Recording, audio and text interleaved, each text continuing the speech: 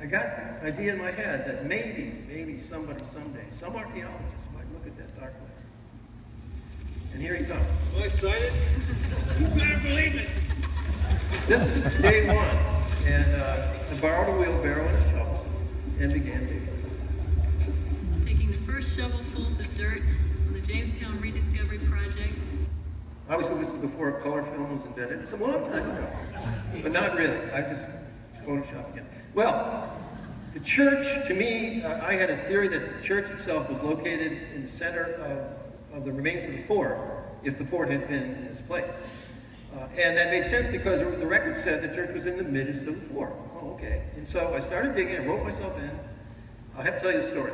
And the first shovelful, I found a piece of pottery. I don't know if you can see it up there. It was kind of pottery that goes to a vessel you see on the right.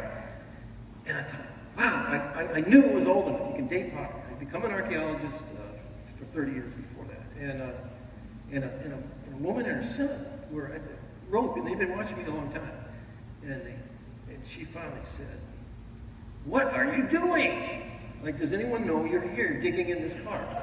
And I went up to her with this piece of pottery. I said, "I'm finding James Fort. Look, we're going to find it." And she started backing away with her son. And said, "Come on, Bobby, let's not upset the nice man. Let's get out of here." And I was so excited. And I've been that way ever since about this project, because that was artifact one of what is now 2 million artifacts. And they tell a new Jamestown story. Now, the big artifacts are really just dirt. And here is a streak in the clay, which you can see is just a dark streak. But this is where a trench was dug, and in it were put in upright logs to form a wall of a fort.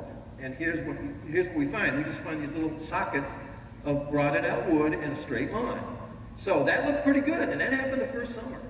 See, this could be this fort.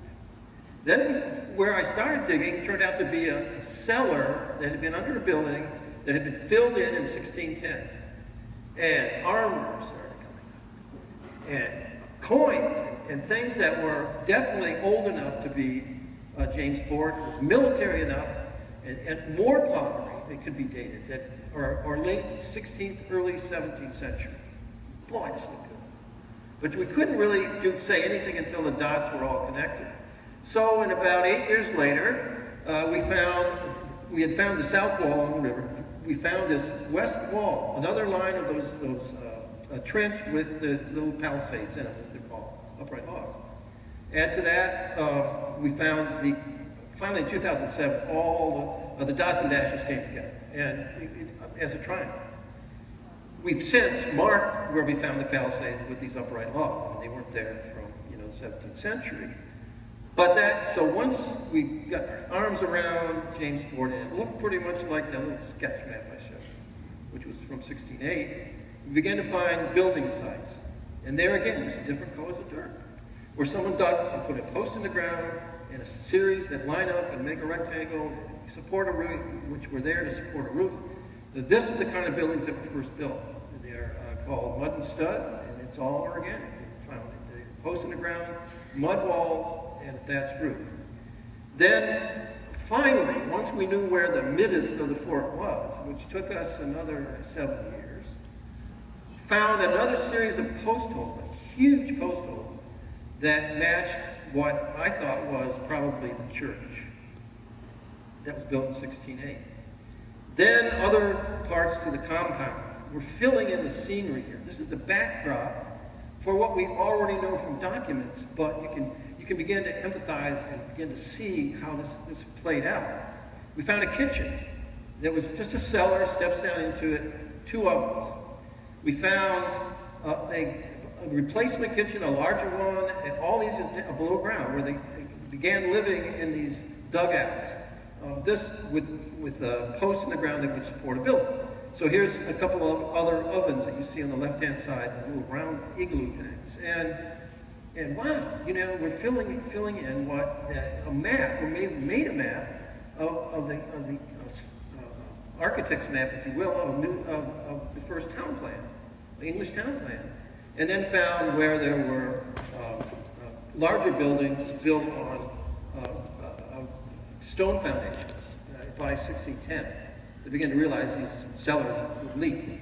So the main challenge has been, however, there was this Civil War fort sitting on the early 17th century fort on a fort, as it turned out. So in some cases we'd have to go down 8 or 10 feet to get to the level of the 17th century.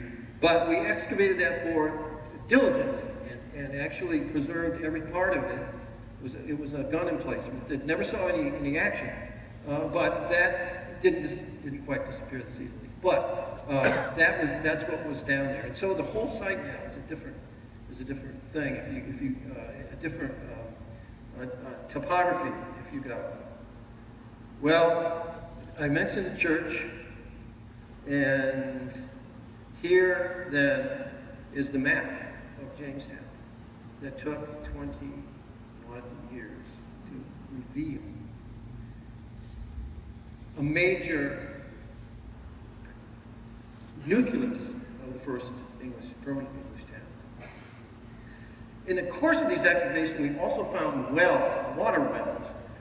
Now, they turn out to be real treasure chests for us historical archaeologists, because anything that stays wet permanently down about 10 feet below the ground is preserved, like wood, leather, other things. And so the well, we found the first one, which actually was the second well. And these moments of discovery are incredible. Here's one.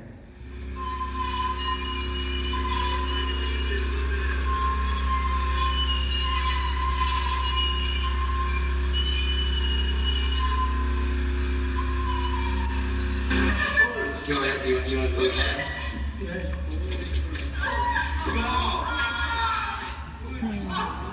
Some days are better than others, and this one, totally preserved. It's a halberd. It's bent, but it's a halberd. It's a ceremonial battle axe. And when Delaware came to town, it was said that 50 halberdiers would march in front of him as a ceremony. So there you see some halberdiers. So, neat artifact, kind of nice. Wooden handle survived. And then we found a pistol that was double loaded. Still had 2 pistol balls in the barrel. It shows in this x-ray.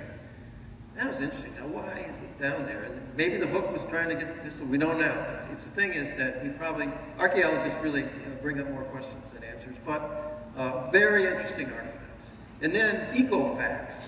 This is, I think, important because we get a window on, and this well was probably filled in 1610 or 11, where below the ground level, or below the water level, we found seeds, plants, mostly native Virginia things. But what the environment was like when the English came to the colony, we even found tobacco seeds. This football-looking thing is a tobacco seed, very small. This is enlarged by 350 times, but which I think is pretty cool. And then invasive insects are coming in from Europe, as stowaways and ships. And we found 22 now European species of insects, including bed bugs. You can blame the British on it. But next door to the well was another shaft that began to look just like another one of the cellars. And yet as we dug further in, it became more like a well. But it was just chock full of artifacts. We found over 500,000 artifacts in the fill of this. And here's an example of a couple. Another moment of discovery. It's very, very thin. Very, very thin. Look at it. Wow. Here you go, Bill.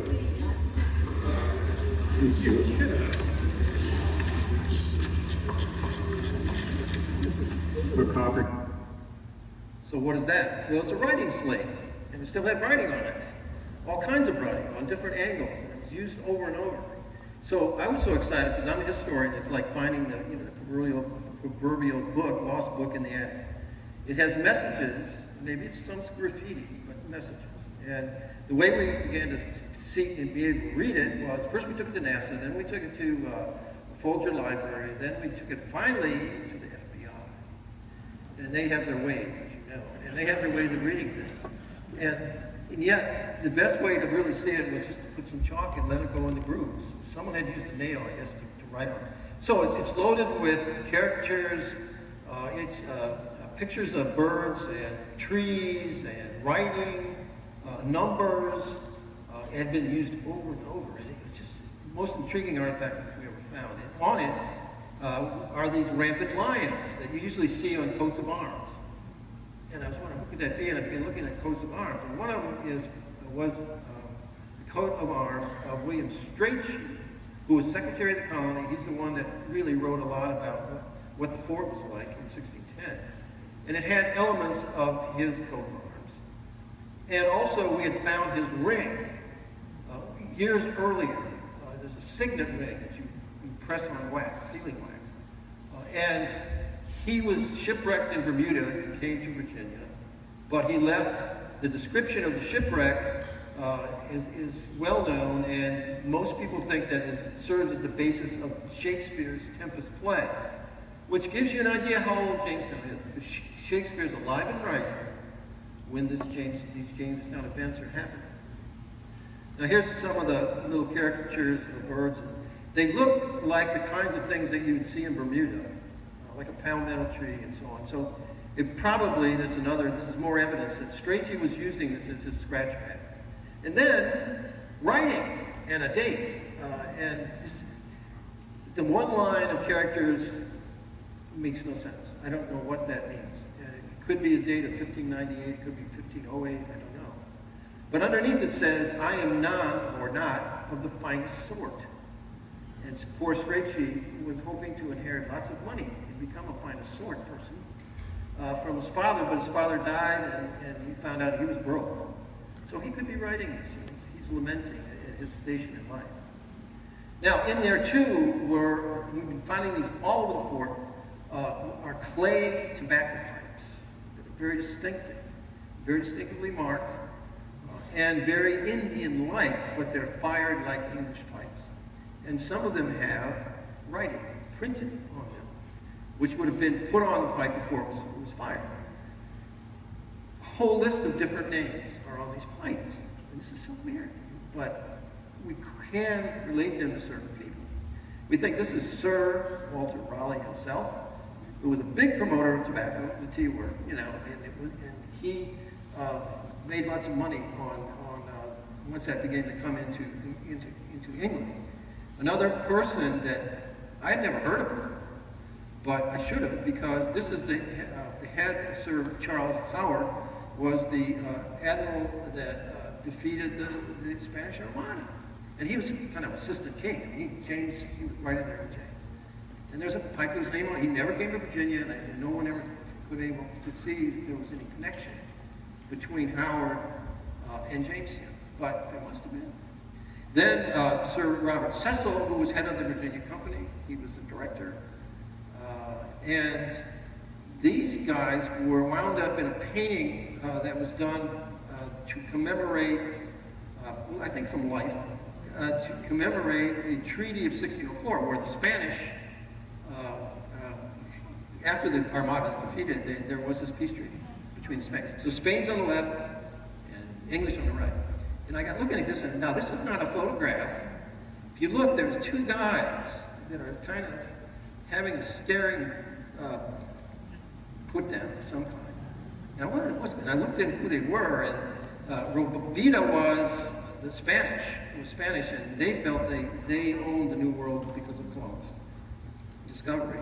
And Blount was a businessman, and he couldn't wait to trade with Spain. So I don't know what they're negotiating here, but this is a very strange man. Beyond that, the Earl of Southampton, who was Shakespeare's main sponsor. And he never came to Virginia, but he was very active in the Virginia Company. I mentioned Delaware and how he saved the day, and there's another pipe to him. And finally, Captain Arbor, who became the governor in the later 1610s. So what in the world's going on? Another question. We know there was a pipe maker there. We know that tradesmen were sent to make money for the company, and maybe this was sending them back to England saying, hey, we're making money here, and we're giving this to our sponsors as a souvenir. Well, they were on to what was going to save Jamestown, but it wasn't making pipes. It was the actual tobacco. Well, in there with the pipes. Very puzzling.